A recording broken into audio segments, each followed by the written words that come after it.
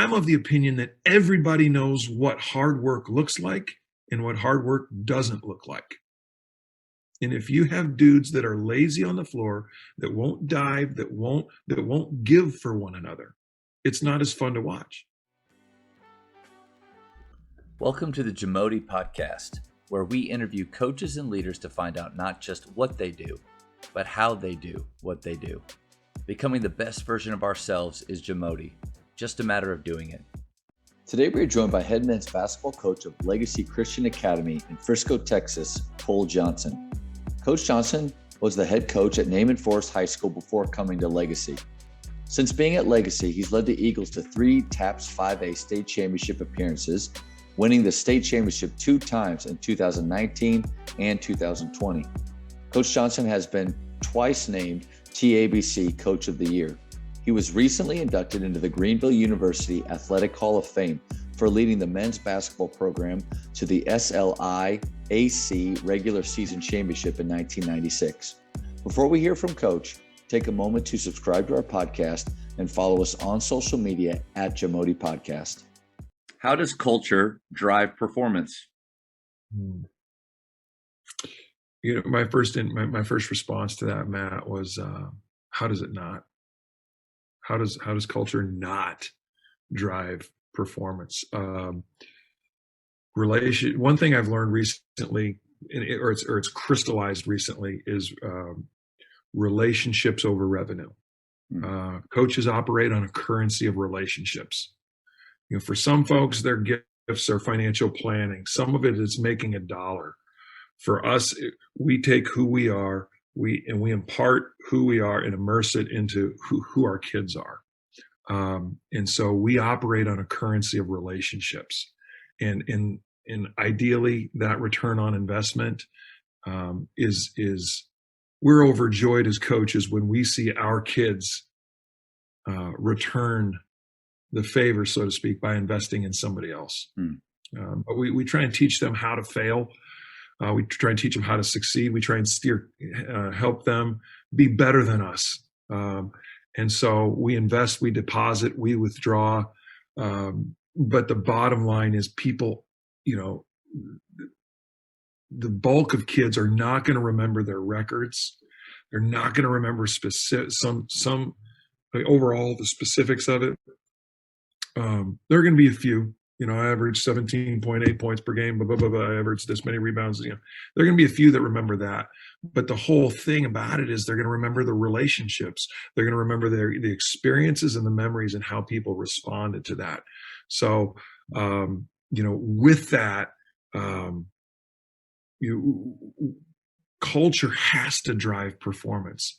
Ultimately, that's what we're reduced to as a whole of a team. When we have we versus I can't stand it when coaches stand and talk to, hey, I need you to do this. I need you to do that. Because as a player, my mentality was, well, you might need that, but I don't care. Right. And what's in it for us? What's in it for we?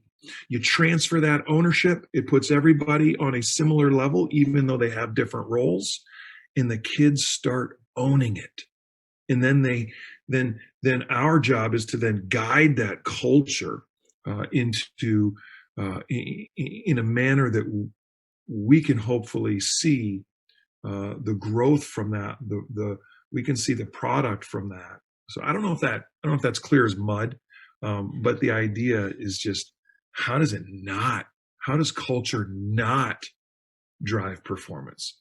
Yeah, I love what you said about basically giving more ownership to your players and allowing for them to, after you've set up that culture and the standards, allowing them to take it and run with it. What are some ways though that you enable your players? Because I don't think it's natural. I don't think it's natural for players to want to lead overall and want to own that culture. So what do you do relationally with your players to give them that power and that trust? Well, I'll tell them. Every year we have 5 dudes that want to play basketball. That's great because that means I can coach again. but ultimately this is up to you guys. I'm out of eligibility. Yeah. The most we can play for anymore really is a t-shirt. And I don't, I mean, I can always use another t-shirt, but um, you know, that's all we have. I can't get on the floor and score for them. Mhm. They have to choose to do that. We have to do that together. I can help guide, but I will tell them that, guys, this is up to you. Mm. And I'm fortunate to be at a school that's called Legacy Christian Academy.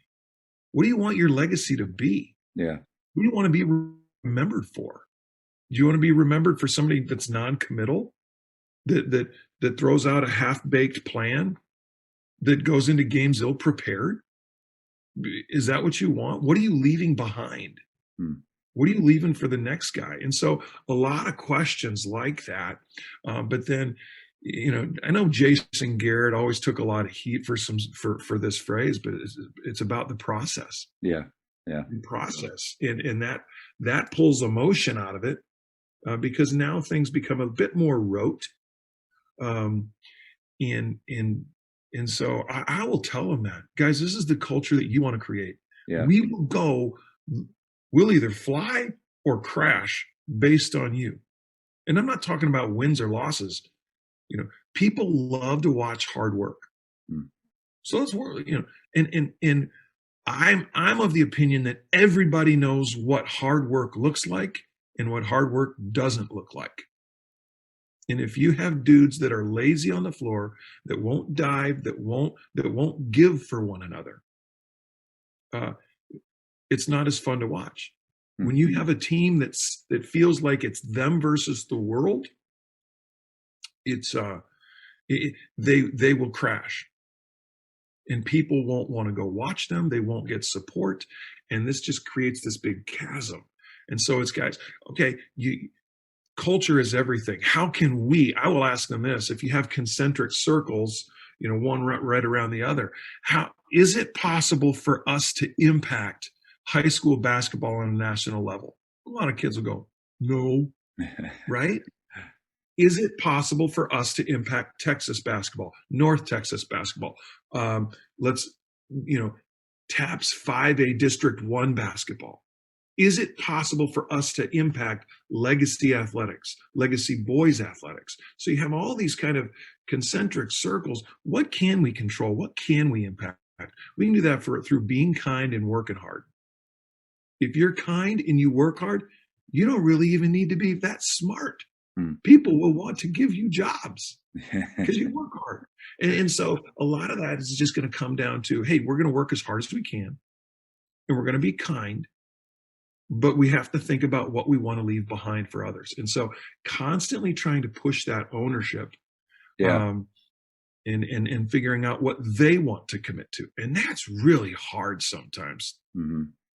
I think, though, you're a couple big things you said is, instead of using I, use we when speaking, because it's like you said, it's not just your culture, your ideas that you're trying to press on them that they have to do or else. And then also that idea of choice. They get to choose. They get to choose to play at Legacy or not. They can just go to school there. They don't have to play basketball. So when they have that choice, then they get to choose the culture that they want. Do they want something positive? Do they want something that, like you said, will impact many people? And there's something powerful about the choice that the players have, and when they make that, just everything seems to align, with them and with what you want, with your culture. Yeah, no, it's giving them that choice, seeing, and yeah, we have to bait that hook.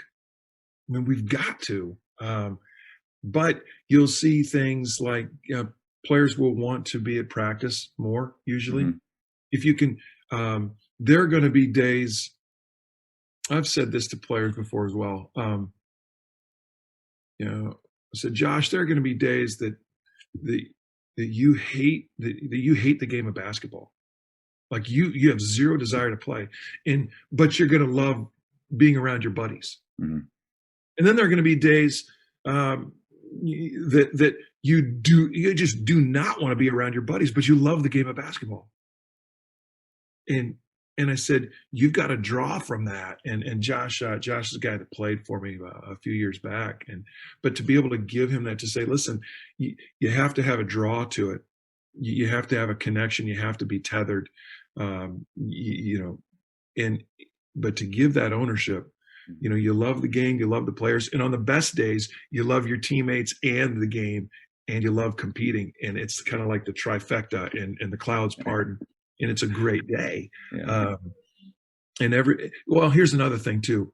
While we're talking about it, everybody has more fun when everybody works as hard as they can.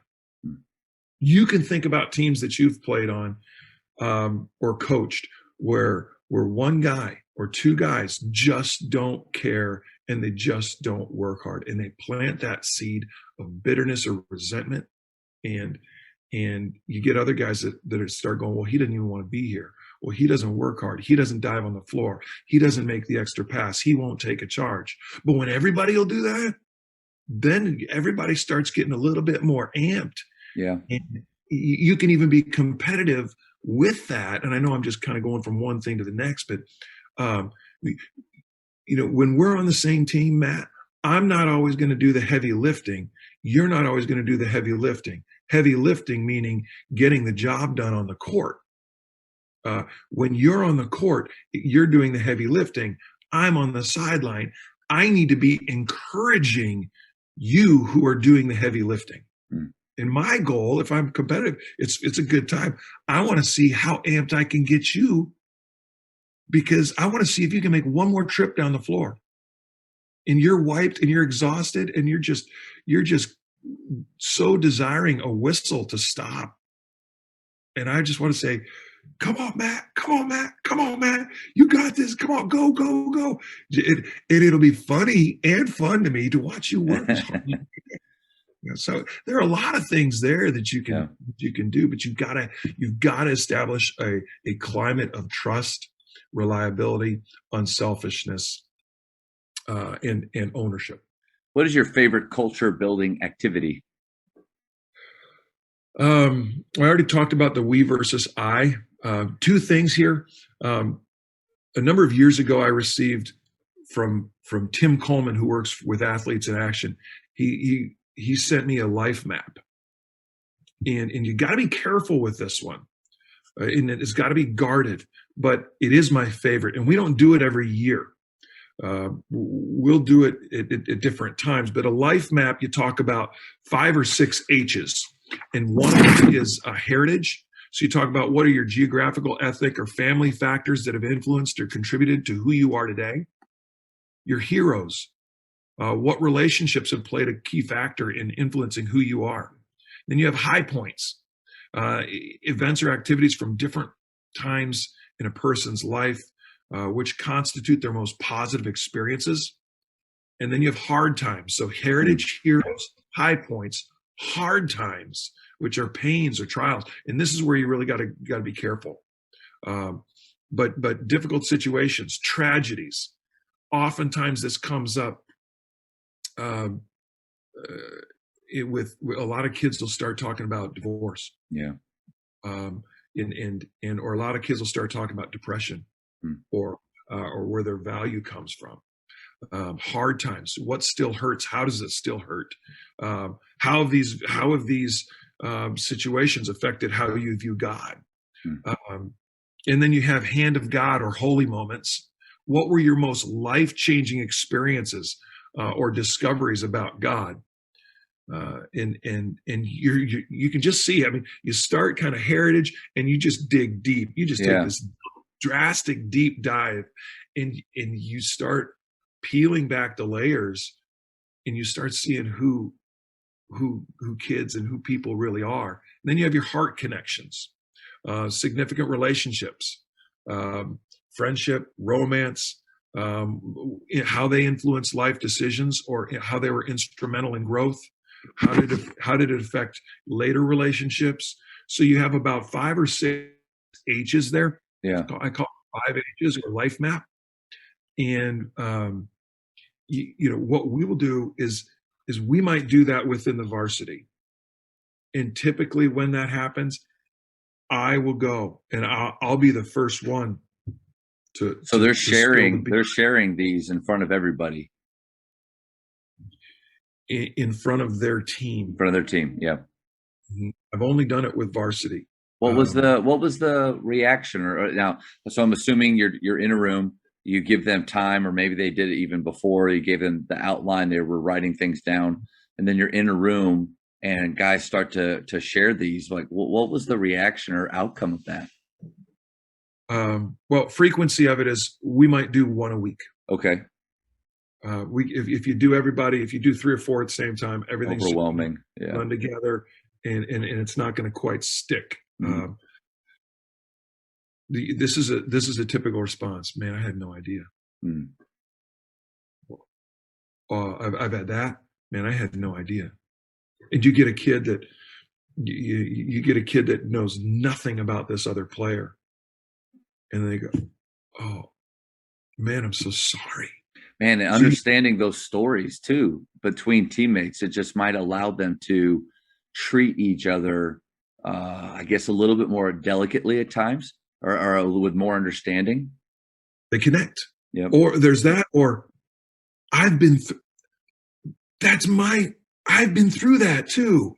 I Not- understand. Yeah, So I'm not there's- the only one. Yeah, that's kind of that's a great point. Yeah. Yeah, and so they'll connect. But the thing that you've got to say about that is, as a coach, listen, we're going to do this, and this is in our circle of trust. Yeah. And if you break this circle of trust, I will remove you from this team. So you have I mean- to set that type of standard because some of these stories are so personal and some of these things are so personal that you just, you don't want it being common knowledge outside. So I can see that. Yeah, they have to know. I have to know that I can trust you. Yeah. One of the things that makes your story so awesome to me is how we've connected since 07. Mhm. Yeah. And there are, people can read the leftovers, and I'll tell them, oh, you got to hear the rest of the story. You got to hear the rest of the story, and there's information there. We've had, I vividly remember some of our conversations, and there's trust there. Yeah. And one of the neatest things is, Matt, I would say that you are responsible for me leaving public school and teaching in a private, coaching in a private Christian school. You also are the influence of Clarkson doing that. Yeah. And so that's one of the beautiful things about knowing your story, knowing a number of those H's, is that we've got that. Yeah. Oh, that's awesome. Yeah, it's fun. You said there's 2. That's one. Do you have another culture building activity that you like to do? It's totally informal. One of my favorite times, though, and it's not a contrived activity. I love sitting in the bleachers on the front row or sitting at the score table after practice when practice is over, and you got some guys on the court shooting, and or maybe most players have left the gym, and you got 4 or 5 guys that are just hanging out talking. They don't have to perform, they don't have to show anything. There's a vulnerability there. I think those are moments that you really, a great point, and having your eyes open to those moments. Don't be in a hurry to get out of the gym yourself, because those are some moments that you can dive a little bit deeper without even having to try, like you said, having something official set up. Yeah. And then the last thing that I think about a lot, Shaka Smart. I remember him speaking at TABC 7 years ago, and I remember hearing him somewhere say this, but he tries to take 2 laps around the gym and give everybody at least 2 positive touches. Mm. fist bump, if it's a pat on the back, pat on the shoulder, high five. He goes around to each player. Hey, how's your day? It's good to see you today. And to connect for 2 to 3 seconds, 2 laps around the gym. But the amount of investment, the amount of deposits that are made there, you get some mileage. You get some mileage out of those. And it becomes authentic. So that's the biggest thing too. After practice, it's authentic. Yep.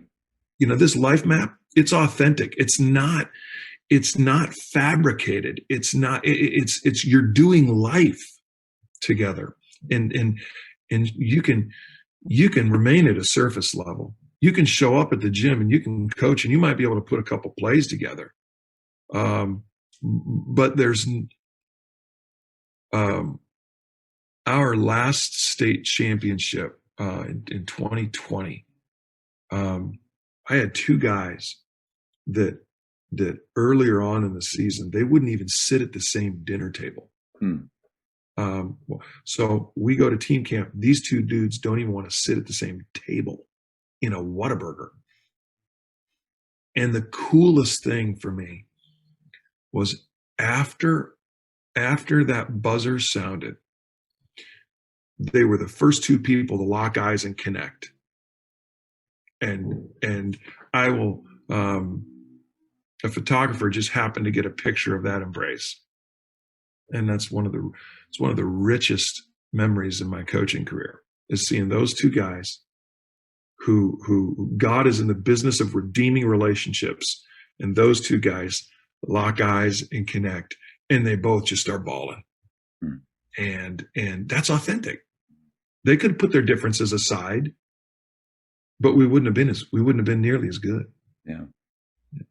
Thank you for sharing that. I love the Shaka Smart approach to getting those 2 positive touches, because that's something we're trying to discuss on these conversations is, the what is get positive touches. And everybody wants to do that and create those relationships, but how do guys do it efficiently, and how do guys do it authentically? And I love that idea of making laps around and not just saying hello, but some type of positive touch with them, a fist bump or something. I think that's something I'm going to implement, and I can implement that Monday. I don't have to wait. That's something I can do right now. So that's great. That's great. That's an individual. That's a stationary ball handling thing. Yep. That's a form shooting thing. Hey, your dude's lacing up his shoes. Hey, pat on the back. Good to see you today. Yeah. And I've never forgotten that. That's one thing that's stuck with me. And I think I really respect him for what he's had to work for while during his time at Texas. And I think he'll do great things at Marquette. The Jamodi Podcast is powered by Sideline Interactive. Sideline Interactive is the leading manufacturer for high-quality, innovative scoring tables and LED video display boards that help coaches and schools bring more excitement to fans, create huge fundraising opportunities, and make their jobs easier. Visit sidelineinteractive.com to check out their amazing products. What are the non-negotiables in your program? I'll just share this. I cheated a little bit. And about 10 to 12 years ago, I came up with a code of ethics. I'll just kind of read these. I will always act with integrity toward coaches, players, teachers, parents, teammates, opponents, and supporters. And these can be for a player, these can be for a coach. But this is one thing. When I had it when I came to interview at Legacy. Because I'm not recruiting. That's another thing. I'm not recruiting. Yeah. I'm not knocking on doors. If I wanted to do that, I'd go try and be a college assistant somewhere. I don't have a desire to do that, and I don't have time to do that. And when you do that, you sell your soul. You construct I'm mixing metaphors here, but you construct a house of cards for a program, and it can't have deeper roots. I'll respect the rights of others to hold values, attitudes, and opinions that differ from my own. I struggle with that one sometimes. But I think everybody does. Yeah. especially now when it's more outspoken.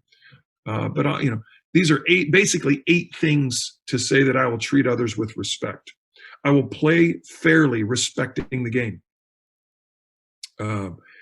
If it's out of bounds on us, I'll tell the official it's out of bounds on us.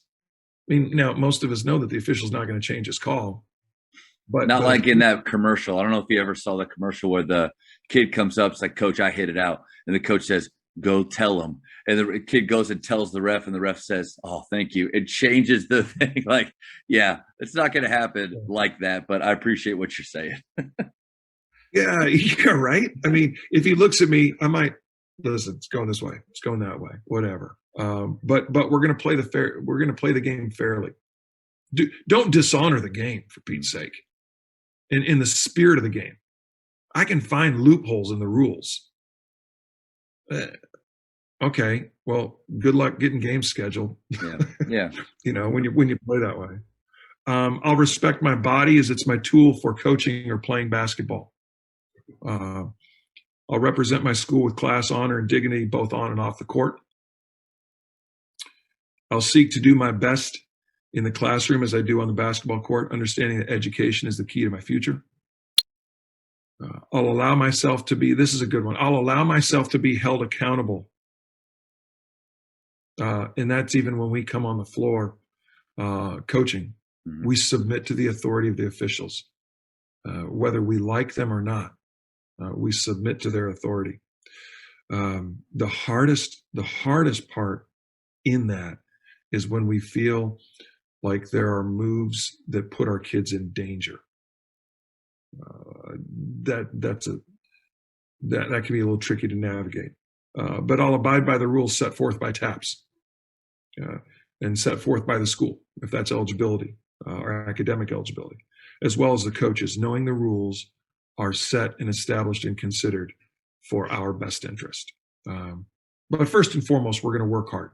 We're going to work hard. We're going to play inside the rules. That's what we're going to do. So non-negotiables, you want to cheat, go somewhere else. If you want to come to Legacy to win a basketball game, probably need to go somewhere else. Now, if you want to come to Legacy to do life at Legacy and you happen to be able to put a ball through hoop, well, come on, I'm down. Yeah. But if you only want to invest in basketball, we're not going to accomplish what we're setting out to accomplish. Well, we want to be a little bit more holistic in what we're thinking. So non-negotiables, not recruiting, not cheating. I just can't put my head on the pillow with that. Some people can, but I can't. I'd rather lose with honor than win without it. Yeah, it's got to be. I've had a similar conversation with parents over the years if they're interested in coming, because I'm at a private school as well, interested in coming to Faith. I let them know it has to be more. It has to be more about you're interested in the school.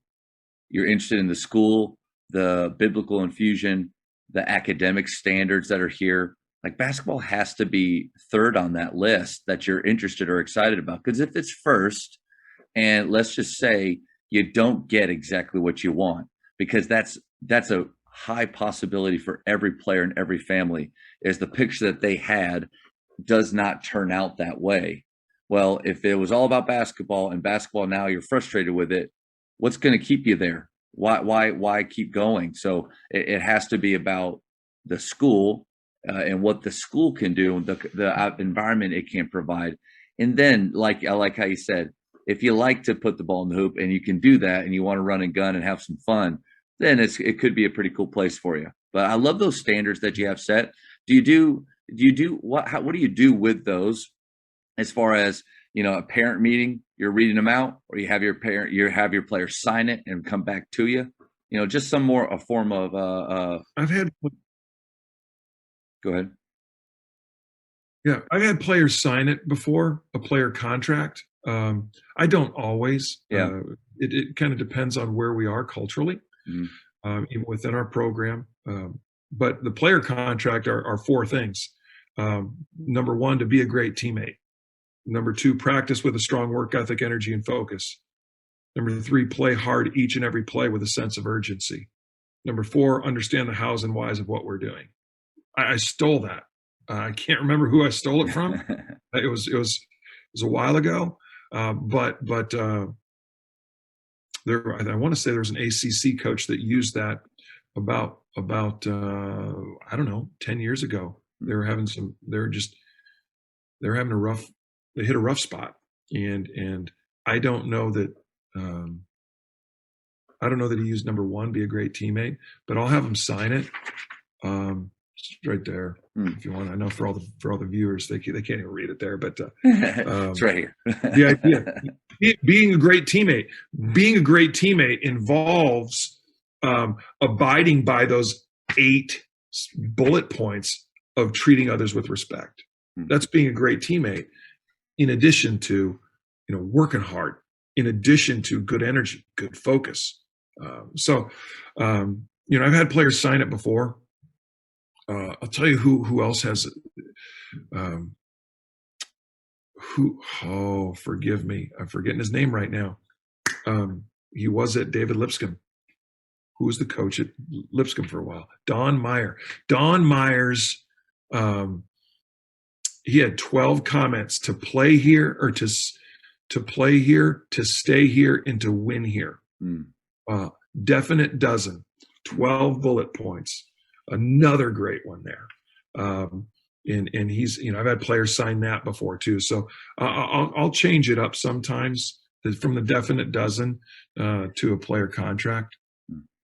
But again, all this stems from culture. How do you build confidence in your players? I'm going to go with Jason Garrett, process, not product. Giving ownership. That's the second one, giving ownership. And then the third thing I would say real succinctly is practice. What do we cultivate in practice? I'm just going to kind of jump through some different phrases. What's down in the well comes up in the bucket. What's down in the well comes up in the bucket. We see when we get into games, the idea in playing games should be we should co-facilitate each other's best performance. I like that. Yeah. And 2 years ago, we got to do that against you. and we made each other better. I believe that. And yes, we're driving our kids, we're coaching our kids hard. But hopefully we were co-facilitating each other's best performances there to where you were better for it and we were better for it. Not just better ball players, better sons, better teammates, better students, better brothers, better future husbands, better future dads. What's down in the well comes up in the bucket. And when we see something come up in that bucket that we don't like, we've got to supplant that with a good habit. If you think about this, why do you practice? So people can remember things? No, it's deeper than that. Pull the layer back. We practice because when we get into a situation where we have to act on default, we want that default to be a pre-programmed positive behavior. And so that's why we go through layups, left-handed layups, and we go through awkward finishes on layups so that when we get into game situations, it's not foreign. Yeah. We don't crumble under the pressure. Now we've got this new sense of automaticity where we just operate automatically. That's also, to me, that's the most time, or that's the best time to coach. We struggled this year. We struggled with traps, how to operate getting trapped. We struggled getting pressured there. And one of the highlights for me was, I don't think I'll ever forget it, was seeing one of my guards step into the trap, accept the contact, and then he got his elbows out and he split the trap and he delivered a chest pass right on the money for a ball reversal. And I'm going, that's what we practice. Yeah. That's what we practice. We practiced not turning, I call it going fetal with the ball, Yeah. covering it up. And we practiced not doing that. Instead, we practiced accepting that contact, stepping through, splitting, and throwing an assertive, confident, high-level pass. But the key to And that that- is the confidence comes from, because you can't just tell a player, hey, be confident against their pressure today, if deep down the player knows and you know that they don't have a right to be confident in that. They have not prepared properly to face that pressure. So when you see them do something like you said that you practiced, they have the right to be confident in doing that more in the future. That's right. That's right. And the reason that kids do things the way they do is because it's worked for them before. They do this because it's worked for them before, whether that's whining, complaining, getting out of a sprint, whether that's dealing with a trap, delivering a soft pass or poor form on a shot. No matter what it is, somehow, some way, it's worked for them before. And so sometimes we have to say, listen, that may have worked for you before, but not here. It won't work That's a here. good point. But the thing is, what we have to do is we have to rip out like a weed. We have to pull that weed out and supplant good grass and soil in it to where we can grow and get stronger. So we pull out the bad and plug in the good. So that develops confidence. Coaches, the Jamodi podcast is powered by Ballology. What's your BSA score? The Ballology Skill Assessment is the only verified skills metric endorsed by the NIA and NJCAA to discover and develop the best talent for your team. This 10-minute, 100-shot test can be taken for free today on the Ballology mobile app.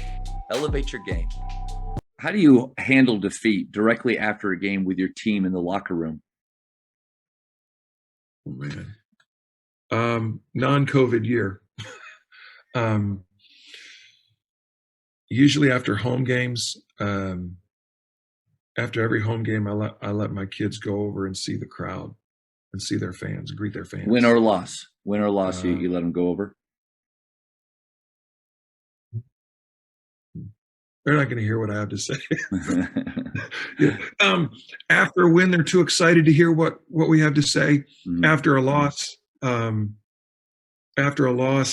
they're not going to hear what we have to say anyway. Licking some wounds. Now, don't get me wrong. I've had some before where I've kept them in the locker room a long time, and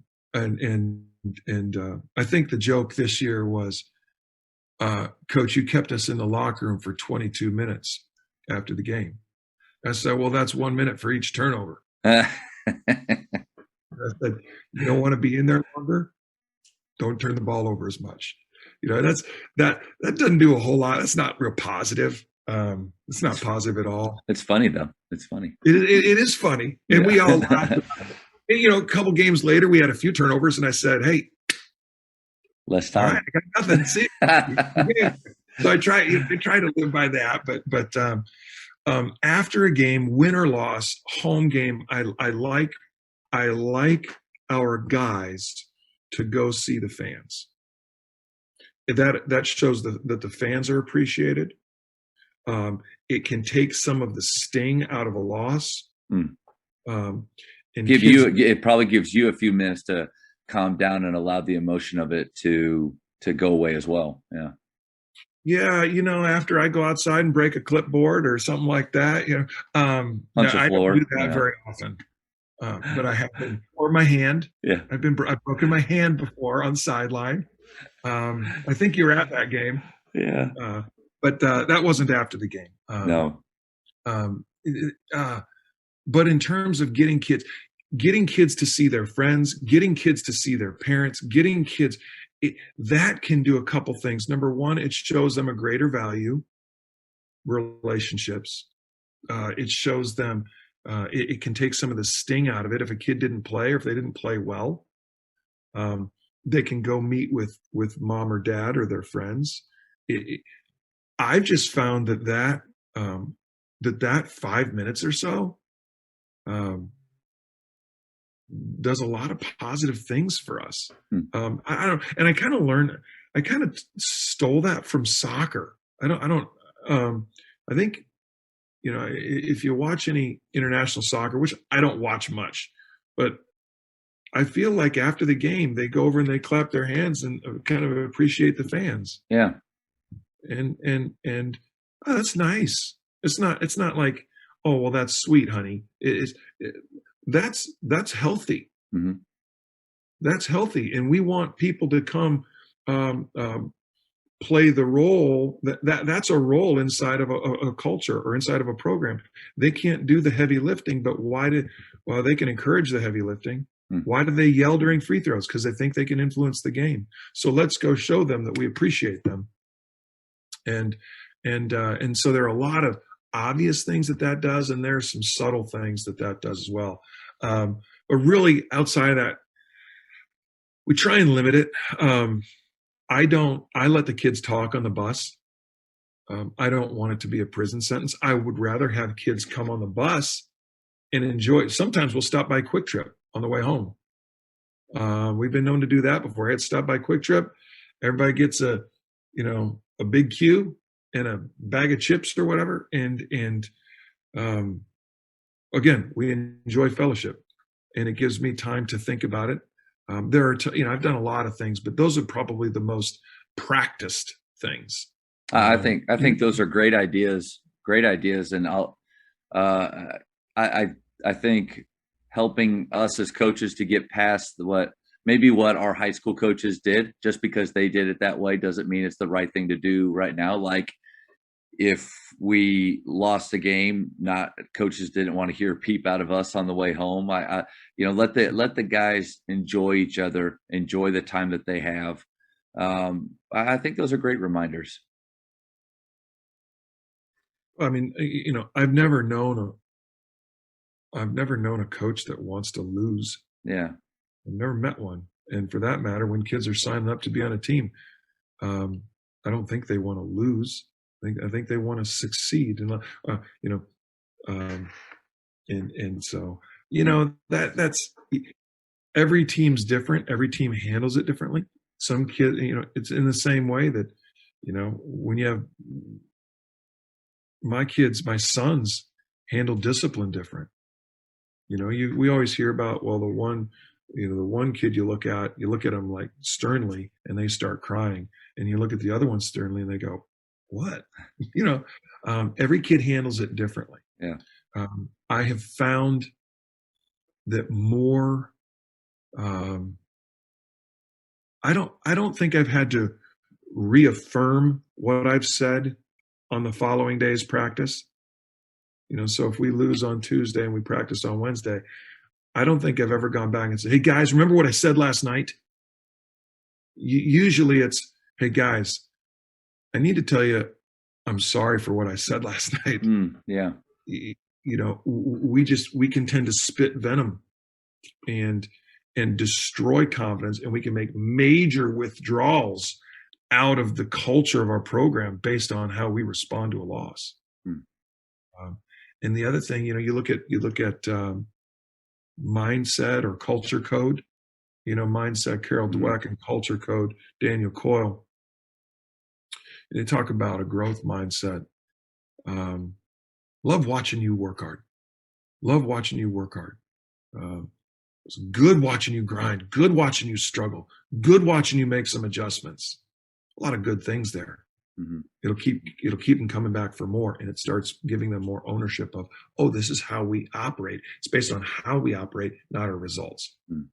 This is one that you did not write down, but I wanted to ask you specifically, because with all your experience and coaching and being a part of this, somebody said the other day, there's a Don Meyer quote. They said, it's our job, it's their game, the player's game, but it's our job. But we got to make sure we approach it. It's their game. It's not their job. It's our job. So you've gone through a lot and had so much experience. So the question is, what's one thing you would do differently if you could start over in coaching? I answered that. I wrote some notes down on that one. I'd write it all down. If I was an assistant, I'd write it all down. I'd keep a little pocket-sized moleskin and a pen in my pocket, and I would write it. If something happened in practice that I didn't particularly want to adopt when I became a head coach, I'd write it down. If there's something that I did want to adopt, I'd write it down. And the reason is because when you become a head coach, you can't remember what you tried to remember.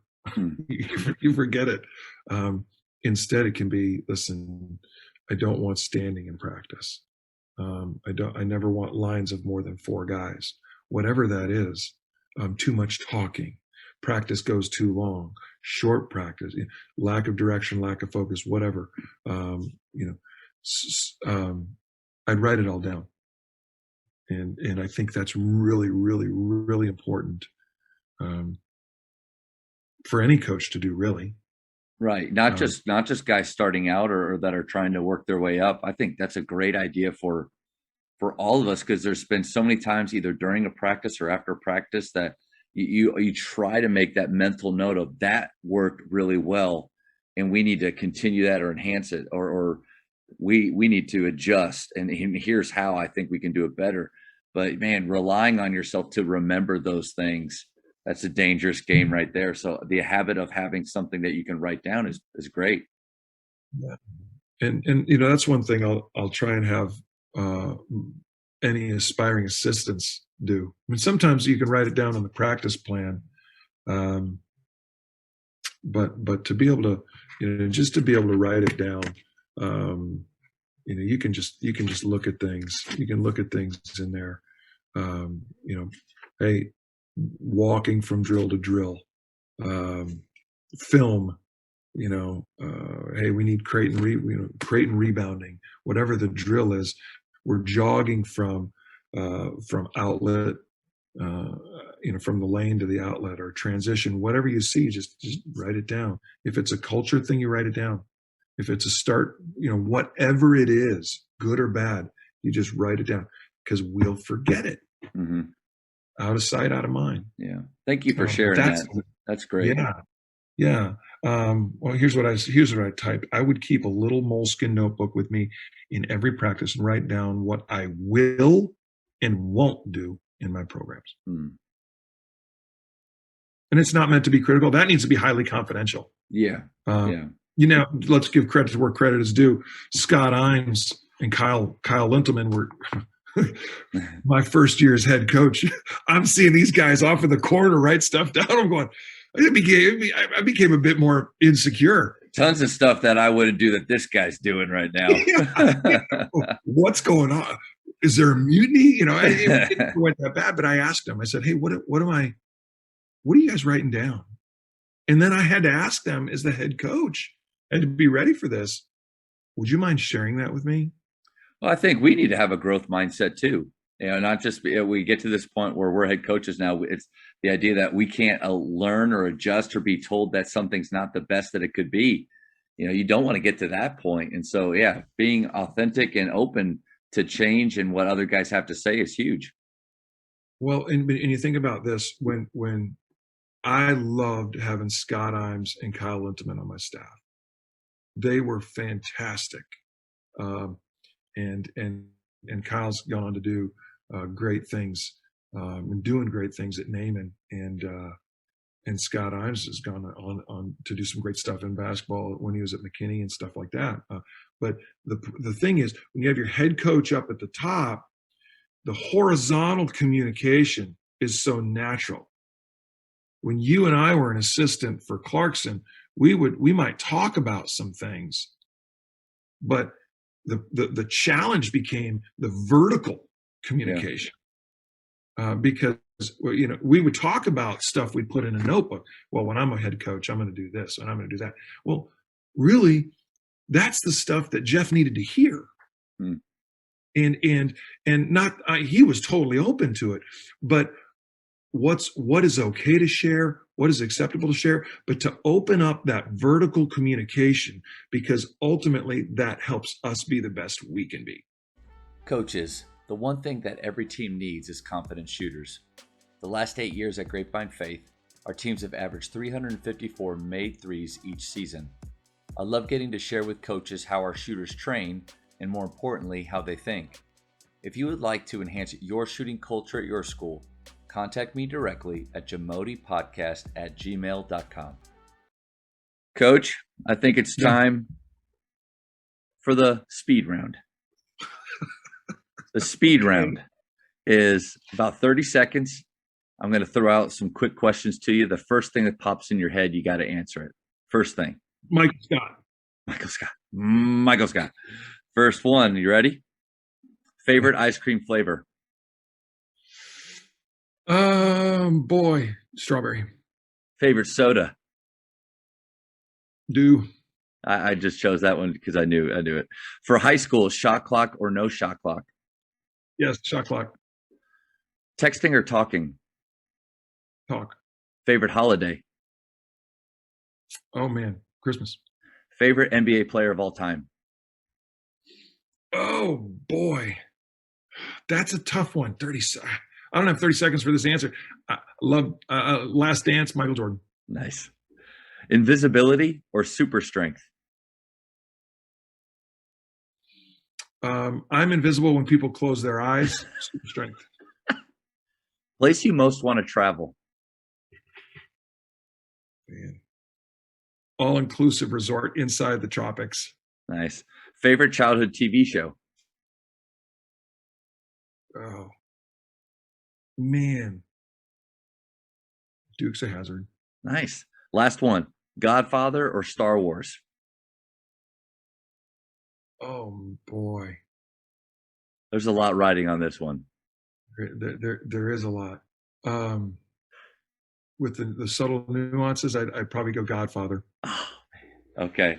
I appreciate that. Most coaches say Godfather, and then there's only been a few that have said Star Wars, which is the movie that I would choose because of my dad. I mean, that's what we watched growing up. He was a Trekkie Star Wars guy, so I grew up with that. And but not many coaches dig Star Wars and the sci-fi stuff. They're all about Godfather. Well, I love Star Wars, but again, it's where your mind goes. You're kind of going, okay, this is about culture. It's about, okay, and then when you have however many Star Wars movies, it can tend to get a little watered down. Yeah, I mean, almost like Star Wars 4, 5, and 6, the good ones, or 1, 2, and 3, the bad ones. Yeah, I get that. But hey, man, No-brainer. this was No-brainer. awesome, and you were great. I loved hearing your thoughts and answers, and I'm really thankful for the time that you gave me this morning. So fun. I mean, this is the stuff. To me, this is the stuff that's so worth. Like, this is, people don't have. Can we talk about one or two more things? Yeah. One or two more things. Number one, coaching pedigree. I want to talk about coaching pedigree. None of this is on there, and I thought about That's okay. this. Yeah. And as I was going through the questions, thinking about that, developing culture, the value that coaching pedigree has, what I was able to learn to start off through David Peeler's feeder program, and then to come and coach under and with Jeff. I've been told before by folks that I trust, the value of being able to coach under them, learn under them, and grow under them, and have those as relationships, it's invaluable. So the value of a coaching pedigree is massively helpful, because you learn how to do it or how not to do it. And if you're fortunate, like you and I think have been, you learning from Wes and from Jeff, as long with just, you understand, we've been able to avoid so many coaching pitfalls because of that. Definitely. Yep. And that's another one.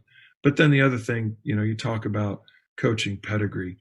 Um, for us to be able to sit around a table and eat chips and salsa, um, and talk with McFerrin or Ryburn or Clark. I mean, a handful of these coaches, and to sit around. You guys are my Mount Rushmore of coaches. Yeah. Coaches that'll tell me when I'm not being a good husband, not being a good dad, avoiding pitfalls in coaching. To be able to have that, to be able to have a Mount Rushmore of coaches, is invaluable as well. I think that's one of the coolest things about the profession is the relationships. One coach said if he could, when talking about going back and doing it over, he would look at the opposing coaches more as competitors instead of enemies. He said early on in his career, he looked at them as enemies and he didn't reach out and build many relationships. And I thought that's a great reminder, is the fraternity of coaches that we have and being able to do life together, share things. It's just as rewarding as what it is when you see players light bulbs turn on. Yeah. I got that. Mount Rushmore coaches. You read that one? The Wisdom Lunch Warrior by Rod Olson. Okay. Good one. I've never heard of that. Yeah. Rod Olson's, he's similar to John Gordon. Okay. But to have a Mount Rushmore of coaches, to have you and Jeff and Chris and Jeremy, to have you guys where all I have to do is pick up a phone or a group text. That's where texting is so invaluable. Yeah. Yeah. And you can, hey, Cole, you need to go to your kids, activity. Hey, don't worry about this and, what swords to fall on, what not, because to have guys that are in the profession, but not in the situation and can shed light on wisdom because we have similar philosophies on life and on coaching. I appreciate you saying that. I mean, I'm honored to be on anybody's mountain. I'll tell you, but no, you're definitely, I mean, you're one of the guys that I look up to and I really appreciate, not just from where when I started, you were kind of there with me as an assistant for Jeff, but then, out of all of our group, like you've won 2 state championships. And I know you're humble and you would say you had really good players. That's obviously a big part of it, but the ability that you had to get them to play together and to win 2 years in a row, that's incredible. So besides just the friendship that we have and what I've been able to learn from you as a father and as a coach and everything that you do, but you're also, your success is incredible in what you've been able to accomplish. Thank you for saying that, kind words. When you're 17 and 56 coming out of Naaman Forest in 2015, 2016, kind of going, I'm not sure that I'm ever going to get to coach anywhere again. Well, let me ask you that, because that's interesting. You have had so much success at Legacy, but yeah, you inherited, a program from Jeff that was just in a different place, a different time with players and participation and things. And so you went through some tough years, like you just said, 17 and 56. When you go to a new school, how do you protect your confidence from what you've just been through to now going to a new school where I'm trying to sell a vision to them about what we can do together? How do you protect that confidence as a coach? Again, coaching confidence, not confidence, but confidence. My first year at Legacy, we took a retreat, a basketball retreat, and on the way up, we stopped at OU. This is when Buddy Hield was there. He's just a fantastic player. and we watched their whole practice from when guys walked out to when guys did shooting afterward.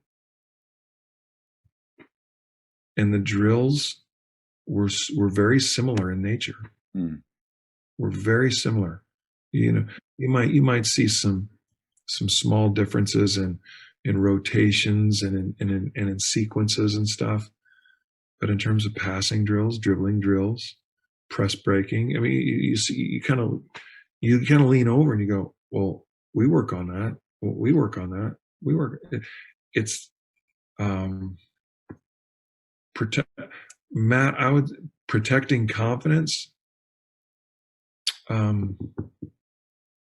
don't know that I protected my confidence. I mean that very, very honestly. I protected my principles, not like administrators, but principles, PLES. Right. What I will do, what I won't do. And the game wasn't that much different. Our players were at different levels. I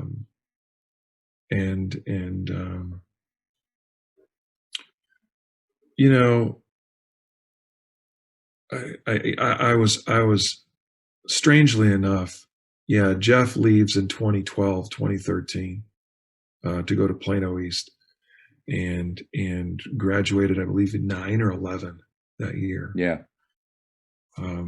And so we had to we returned 8 varsity points a year, or 8 per game, something like that.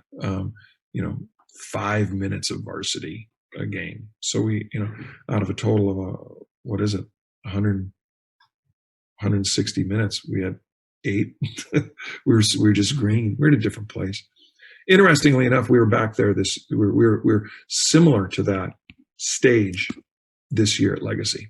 We graduated 5 or 6 2 years ago. Then we graduated 9 last year, and coming off a massive success. And now here we are, not a lot of varsity experience. What do we do? In my experience in 2013, 2012 and 13 helped prepare me for this past year. Yeah, that's cool. Coach Driscoll talked about dots on a map, and you look back through your life and you can just see these points that you, at the time, you maybe were asking, why is this happening? Or I don't understand how this can be good or what the plan is. But then as you bob and weave and go through life, you can look back at those dots on the map and see. So you went through those hard years at Naaman Forest to prepare you for leading the young men that you have now through a similar situation at Legacy. And how to transition the program, how to lead the program through that. I haven't walked home. I haven't walked. No 2-hour walks. since I learned that lesson. But what I would say is, I don't know that I've protected my confidence. I think I was broken and a little humble. I don't know if that's, it's always strange when somebody calls themselves humble. I'm the most humble person I know. Yeah. What is it? I'm so humble. I wrote a book on humility, and it's a New York Times bestseller. That's right. Yeah, that's right.